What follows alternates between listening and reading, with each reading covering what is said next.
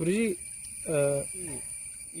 യോഗ ചെയ്യുന്നതിലൂടെ ശാരീരികമായ വലിയ പ്രസക്തിയൊന്നുമില്ല എന്ന് പറഞ്ഞു.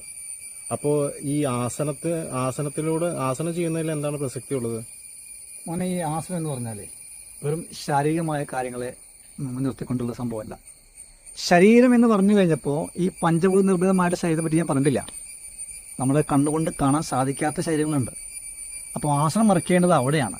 ഇന്ന് ആസനം എന്ന് പറഞ്ഞ് പറ്റിക്കുന്നതെല്ലാം തന്നെ ഈ പോസ്ചറാണ്. പോസ്ചർ അല്ല ആസനം, എന്നാൽ ആസനമല്ല വ്യായാമങ്ങൾ.